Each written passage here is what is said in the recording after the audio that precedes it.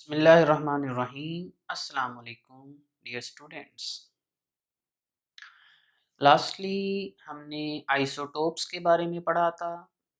What are isotopes? You are very familiar with isotopes and how many isotopes are present naturally and artificially. Isotopes क्या होते हैं? Atoms of the same element having same atomic number but have different mass number. यहाँ पे ये सवाल पैदा हो जाता है कि एक ही एलिमेंट्स के जो एटम्स हैं उनके मास नंबर डिफरेंट अगर हैं तो वो कैसे कैलकुलेट किए जाएं। इसके लिए हमारा आज का लेक्चर है। आज का लेक्चर यानी मास स्पेक्ट्रोमीट्री अंडरस्टैंड कर लेने के बाद आप इस काबिल हो जाएंगे कि आप तीन चीज़ों के जवाब दे सकें। नंबर एक एलिमेंट के कितने आइसोटोप हैं। नंबर दो, हमारे पास उन आइसोटोप्स की मैसेज क्या हैं। Number three, relative abundance. ये तीन चीज़ें आज का लेक्चर अंडरस्टैंड कर लेने के बाद आप बता सकेंगे। क्लियर होगी बात? कल के आर्टिकल में एक छोटी सी चीज़ रिलेटिव अबंडेंस थी। रिलेटिव अबंडेंस क्या होती है? That is the percentage abundance of one isotope in a mixture of isotope of an element. मिसाल के तौर पे हाइड्रोजन के अगर 100 एटम है तो जो प्रोटियम आइसोटोप है उसकी वैल्यू 99.985 होती है। ड्यूट्रियम की वैल्यू 100 में से 0.015 एटम होती है और ट्रीटियम की वैल्यू तो फिर इससे भी कम होती है। हम आज के टॉपिक पे आते हैं। मास स्पेक्ट्रोमीट्री क्या है? A technique that is used to measure the exact masses of different isotopes of an element. ये बेटे आइसोटोप के लिए भी होती है और नेचुरल प्रोडक्ट्स में बड़े बड़े स्ट्रक्चर्स की एटॉमिक मैसेज को कैलकुलेट करने के लिए भी इस्तेमाल होती है। लेकिन हमारा इनिशियल ग्रेड है, दैट्स वाई हम सिर्फ आइसोटोप्स की मैसेज को मेजर करेंगे। अब आते हैं मास स्पेक्ट्रोमेट्री का जो प्रिंसिपल है। चूंकि ये एक एनालिटिकल केमिस्ट्री की टेक्निक है तो इसका एक प्रिंसिपल है। इसका प्रिंसिपल बेटे 4 स्टेप्स पर जो है वो मिलकर बना हुआ है। फर्स्ट ऑफ ऑल आप वोलेटिलाइजेशन करेंगे, देन आयोनाइजेशन करेंगे, फिर सेपरेशन करेंगे और रिकॉर्ड करेंगे डेटा। ये 4 स्टेप्स हैं। वोलेटिलाइजेशन में आप सैंपल को किस स्टेट में कन्वर्ट करेंगे? गैसियस स्टेट में। आयोनाइजेशन में आप जो सैंपल गैसियस स्टेट में है उनको हम आयोनाइज करेंगे by the usages of high energy beam of electron, जिससे आयंस बनेंगे बेटे positive. Dear students, next step आपके पास क्या है? नेक्स्ट हम इन पॉजिटिव आयंस को सेपरेट करेंगे। यहाँ पे सेपरेशन के लिए बहुत सारे आर्टिकल्स हैं, लेकिन हमारी बुक में इसके लिए मैग्नेटिक फील्ड है, जिसमें सेपरेशन किस बेस पे होती है? M/E वैल्यू की बेस पे। क्लियर होगी बात? जब आप ये काम कर लेते हैं तो फिर हमारे पास डाटा रिकॉर्ड होता है इन द फॉर्म ऑफ पीक्स, जिसमें हम एक्स एक्सिस पे मास ओवर चार्ज लेते होते हैं और वाई एक्सिस पे क्या आता होता है? Relative abundance. रिलेटिव अबंडेंस मैं डिस्कस कर चुका हूं। अब आते हैं मास स्पेक्ट्रोमीट्री जो है ये तो एक टेक्निक है। वो कौन सा इंस्ट्रूमेंट है जिससे ये परफॉर्म होती है? उसका नाम है मास स्पेक्ट्रोमीटर। हमारे पास दो तरह के मास स्पेक्ट्रोमीटर है। एक है ऑस्टन्स मास स्पेक्ट्रोमीटर और दूसरा है Dempster's mass spectrometer. Aston's mass spectrometer 1927 में बना था, जिसमें हम आइडेंटिफिकेशन ऑफ आइसोटोप करते हैं on the basis of atomic messes.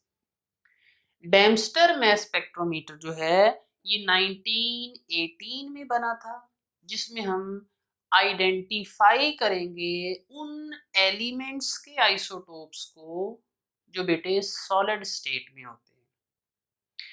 आज की जो हमारे पास वर्किंग है इन दोनों में से किस में स्पेक्ट्रोमीटर पे है, तो वो है बेटे Dempster's mass spectrometer. First of all आपको क्या करना है, हमारे पास सैंपल अगर लिक्विड स्टेट में है या सॉलिड स्टेट में है, आपने उस सैंपल को कन्वर्ट कर देना है वेपर स्टेट में। The sample whose analysis is required, first it is converted into its vapor state, then आपने करना है उनका प्रेशर रिड्यूस कर देना है, इतना रिड्यूस कर दें कि प्रेशर बन जाए 10 की ताकत -6 से लेकर 10 की ताकत -7 टॉर। ऐसा करने से जो आपके पास एटम्स हैं वो बेटे स्लो हो जाते हैं। एटम्स क्या हो जाएंगे, स्लो हो जाएंगे, जिसके ऊपर हमारा नेक्स्ट जो है वो फंक्शन परफॉर्म होगा।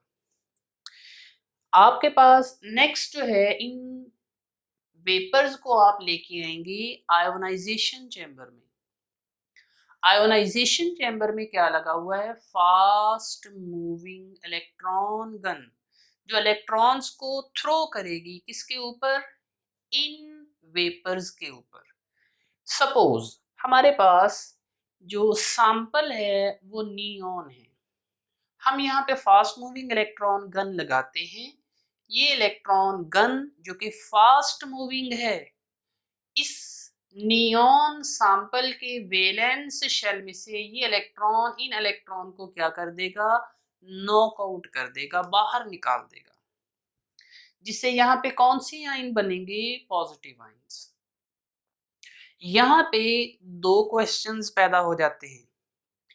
पहला क्वेश्चन है, हमारे स्टूडेंट्स ये पूछते हैं कि सर यहाँ पे एनाइन भी तो बन सकता है, तो इसका आंसर हम इस तरह देते हैं, क्योंकि ये फास्ट मूविंग है, फास्ट मूविंग इलेक्ट्रॉन इसके वैलेंस शेल में ऐड नहीं हो सकता, बल्कि क्या करेगा, दूसरे में से इलेक्ट्रॉन को निकालेगा, इसलिए हमारे पास पॉजिटिव आयन बनेंगे। दूसरा क्वेश्चन क्या पूछते हैं बच्चे, स्टूडेंट्स कहते हैं कि सर ये इलेक्ट्रॉन इन प्रोटॉन्स को भी तो निकाल सकता है, तो इसका बड़ा आसान सा जवाब है कि इलेक्ट्रॉन हल्का है और प्रोटॉन वजनी है। इन दोनों में वजन का रिलेशनशिप क्या है, प्रोटॉन इलेक्ट्रॉन से 1836 गुना वजनी है। यही वजह है कि यहाँ से इलेक्ट्रॉन को ही किक आउट कर सकता है, प्रोटॉन को नहीं। अब आयोनाइजेशन चैम्बर के बाद आपके पास जो आयंस बने हैं ये पॉजिटिव आयंस हैं, जिनकी डेफिनेट m/e वैल्यूज हैं। अब इन आयंस को आपने एक्सेलरेट करवा के नेक्स्ट चैम्बर में लेके जाना है। ये आयंस पॉजिटिव हैं, हम यहाँ पे पोटेंशियल डिफरेंस की प्लेट्स, परफोरेटेड प्लेट्स, जिनके ऊपर चार्ज कौन सा होगा, नेगेटिव, ये पॉजिटिवली चार्ज आयंस हैं, ये नेगेटिव परफोरेटेड प्लेट्स जिनके ऊपर पोटेंशियल डिफरेंस कितना है, 500 से लेकर 2000 वोल्ट्स तक। आयंस इधर से कहाँ पे चले जाएंगे, इस चैम्बर में, जिसको हम कहेंगे ये वो part of the mass spectrometer है जहां पे क्या होगी, सेपरेशन। क्लियर होगी बात। डियर स्टूडेंट्स, आपके आयंस इधर आ चुके हैं मैग्नेटिक फील्ड वाले पोर्शन में। मैग्नेटिक फील्ड इन पॉजिटिव आयंस के ग्रुप्स बनाएगा। किस बेस पे ग्रुप्स बनाता है, on the basis of m/e values. Suppose हमारे पास यहाँ पे नियॉन का सैंपल था। इस नियॉन के सैंपल में 3 आइसोटोप्स हैं। एक 20 होता है नियॉन, एक नियॉन 21 होता है एटॉमिक मास, एक का एटॉमिक मास 22 होता है। तो यहाँ पे हमारे पास जो ग्रुप्स बनेंगे वो किस बेस पे बनेंगे? Mass over charge. मास हर एटम का डिफरेंट है।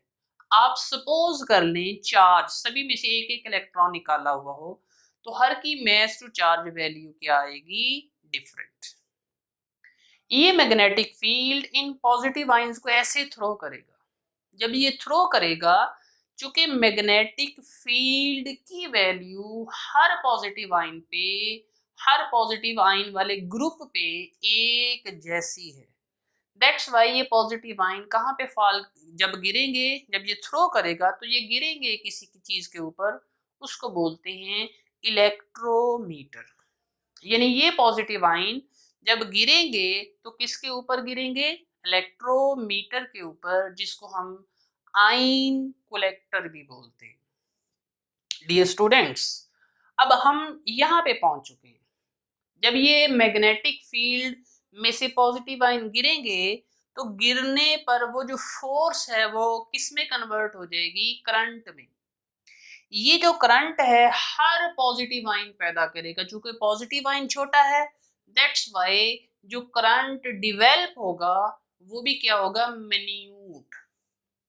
क्लियर होगी बात? नेक्स्ट, ये जो आपके पास है डिवेल्प होता है करंट, जिस जगह पे डिवेल्प होता है वो क्या, वो होता है डिटेक्टर। यानी ये जो करंट है इसको किसी चीज ने डिटेक्ट तो करना है ना, कितनी फोर्स, कितना जो है इसकी जो है वो कितनी वैल्यू डिवेल्प हुई है। तो ये डिटेक्टर के अंदर हमने लगाया हुआ है एम्पलीफायर। अब यहाँ पे सवाल पैदा होता है, एम्पलीफायर क्यों लगाया गया? तो हमारे पास जो आइसोटोप जिनकी वैल्यू कम होती है, लाइक दैट आप नियॉन की बात करें तो नियॉन 21 की वैल्यू 0.25 है, तो उन वीक सिग्नल्स को भी एम्पलीफाई करेंगे ताकि हमारे पास रिजल्ट्स एक्यूरेट होते जाए। ये जो करंट डेवलप होता है वो डिटेक्ट करता है डिटेक्टर, और उसको हम क्या कर लेते हैं? एम्पलीफाई। अब यहाँ पे हमारे पास 3 आइसोटोप थे नियॉन के, नियॉन 20, नियॉन 21 और नियॉन 22। इनके करंट जब बनेंगे वो करंट की स्ट्रेंथ वो आपको देगी relative abundance of that particular isotope. Clear dear students? यहाँ पे जो आइसोटोप की जो आपके पास relative abundance आएगी, डेटा में ये रिकॉर्ड होती जाएगी in the form of peaks. अब यही सेम एक्सपेरिमेंट आप किसके साथ परफॉर्म करेंगे? C12 के साथ, कार्बन 12 वाला जो आइसोटोप है उसके साथ, और इन दोनों की करंट स्ट्रेंथ को आप क्या करेंगे? कंपेयर। ये आपको प्रोवाइड करेगी रिलेटिव एटॉमिक मास या रिलेटिव आइसोटोपिक मास। जैसे हमारे पास नियॉन है, तो नियॉन को जब हम कंपेयर करते हैं तो इसकी मास आती है नियॉन 20, नियॉन 21 और नियॉन 22। अब यहाँ पे देखें, आपको ये भी पता चल रहा है कि 3 हमारे पास आइसोटोप्स हैं और उनकी क्या पता चल रहा है? उनकी अबंडेंसेस कितनी है। ये तमाम एक्सपेरिमेंट हमने ये डायग्राम जो कि मास स्पेक्ट्रोमीटर है उसके जरिए भी अंडरस्टैंड कर लेते हैं। फर्स्ट ऑफ ऑल आपने सैंपल लेना है जो कि किस स्टेट में होगा? लिक्विड, सॉलिड, किसी में भी हो सकता है, लेकिन चूंकि हम मास स्पेक्ट्रोमीटर डैम्स्टर यूज कर रहे हैं तो सॉलिड स्टेट में लेंगे। आपने उनके बनाने हैं वेपर्स, उनका प्रेशर वैक्यूम पंप के जरिए रिड्यूस करके 10 रेज टू द पावर -6 से 10 रेज टू द पावर -7 कर लेना है। फिर हम नेक्स्ट लेके आएंगे आयोनाइजेशन चैम्बर में, जहां पे ये टंगस्टन के फिलामेंट इन एटम्स के ऊपर क्या करेंगे, हाई एनर्जी इलेक्ट्रॉन्स की बीम सेंड करेंगे, जिससे यहाँ पे कौन से आयन बनेंगे, पॉजिटिव आयंस। इन पॉजिटिव आयंस को इधर से इधर लेके आना है। ये पॉजिटिव आयन इधर से इधर आना चाहते हैं, तो हमने यहाँ पे एक्सेलरेशन के लिए परफोरेटेड प्लेट्स लगाई हैं, जिनका पोटेंशियल डिफरेंस कितना था, 500 से लेकर 2000 वोल्ट्स। आपके ये पॉजिटिव आयन इन स्लिट्स में से गुजर के कहां पे आ जाएंगे, मैग्नेटिक फील्ड के अंदर। ये मैग्नेटिक फील्ड, ये हमारे पास एनालाइजर भी है, या यूं कह लें ये सेपरेशन यूनिट भी है। यहाँ पे हमारे पास जो सैंपल है, इसमें देखें 3 ग्रुप्स बनते हैं। जो सबसे लाइटर पार्टिकल्स होंगे उनकी डिफ्लेक्शन भी देख लें सबसे ज्यादा होती है, और ये एंट्री टेस्ट में पूछा जाता है कि हमारे पास मैग्नेटिक फील्ड किसको ज्यादा डिफ्लेक्ट करता है, किस आइसोटोप को, और किसको कम करता है। तो ये बात याद रखिएगा, वो आइसोटोप जिसकी मास टू चार्ज वैल्यू कम होगी उसकी डिफ्लेक्शन ज्यादा होती है, और जिसकी मास ओवर चार्ज वैल्यू ज्यादा हो उसकी डिफ्लेक्शन क्या हुआ करती है, कम। आप इसको अंडरस्टैंड भी कर सकते हैं, एक छोटा पार्टिकल ले लें, एक बड़ा पार्टिकल ले लें। मैग्नेटिक फील्ड छोटे पार्टिकल को तेजी से अट्रैक्ट कर लेगा, क्या हैवियर पार्टिकल को भी उतनी तेजी से कर पाएगा? तो इसका जवाब होगा नहीं। तो ये बात याद रखें, यहां से मैग्नेटिक फील्ड जब इधर, मैग्नेटिक फील्ड जब सेपरेट करता है तो जो लाइटर पार्टिकल्स होते हैं उनकी डिफ्लेक्शन क्या हुआ करती है, ज्यादा हुआ करती है, और जो हैवियर होते हैं उनकी डिफ्लेक्शन क्या होती है, कम। लेकिन याद रखें ये बेस m/e ही है। क्लियर? अब आते हैं, इस आर्टिकल के अंदर एक रिलेशनशिप है m/e, यानी मास टू चार्ज वैल्यू किसके बराबर है, h²r²/2e। अब आते हैं, इस e और इस r में कौन सा रिलेशनशिप है। याद रखें, जब आपने e और r में रिलेशनशिप की बात करनी है तो h को क्या रखना है, कांस्टेंट। ये देखें, E इसको इस तरफ ले आए तो E और R में कौन सा रिलेशनशिप आ रहा है, ये आ रहा है डायरेक्ट। यानी अगर आप इलेक्ट्रिक फील्ड की स्ट्रेंथ बढ़ाएंगे तो ये जो मैग्नेटिक फील्ड है, ये पॉजिटिव आयन का जो रेडियस होगा, ग्रुप्स को उसने मूव करवाना है सर्कुलर पाथवे में, उसका जो रेडियस होगा वो इंक्रीज कर जाएगा अकॉर्डिंग टू दिस रिलेशनशिप। लेकिन अगर आप यही कहते हैं, ये कहते हैं कि यही काम आप मैग्नेटिक फील्ड से करना चाहें और इलेक्ट्रिक फील्ड की वैल्यू इंक्रीज नहीं करनी, तो हमारे पास इस H और इस R में कौन सा रिलेशनशिप है, इस r² को इधर ले आए तो H और R में रिलेशनशिप क्या बन रहा है, इनवर्स। उस लम्हे इलेक्ट्रिक फील्ड कांस्टेंट रहेगा और मैग्नेटिक फील्ड आप क्या कर सकते हैं, वेरिएबल। H और R में कौन सा रिलेशनशिप आएगा, इनवर्स। यानी अगर आप मैग्नेटिक फील्ड की स्ट्रेंथ बढ़ाएंगे तो रेडियस की वैल्यू क्या हो जाएगी, कम हो जाएगी। ये सेम एक्सपेरिमेंट परफॉर्म किया तो हमारे पास ये एक डेटा आया, जिसको हमने कहा जी फोर्थ स्टेप में कि डेटा रिकॉर्ड होगा इन द फॉर्म ऑफ पीक्स। तो आप देख सकते हैं नियॉन के 3 आइसोटोप्स हैं और उनकी रिलेटिव अबंडेंसेस ये हैं जी। आई होप इसको अंडरस्टैंड करने के बाद आप जो है वो इस काबिल हो जाएंगे कि 3 चीजें आपको पता चल जाएं। एक, एटम्स के कितने एक एलिमेंट के एटम्स के कितने आइसोटोप्स हैं। नंबर 2, उनकी एटॉमिक मैसेज कितनी हैं। नंबर 3, उनकी रिलेटिव अबंडेंसेस कितनी हैं। Okay, thank you.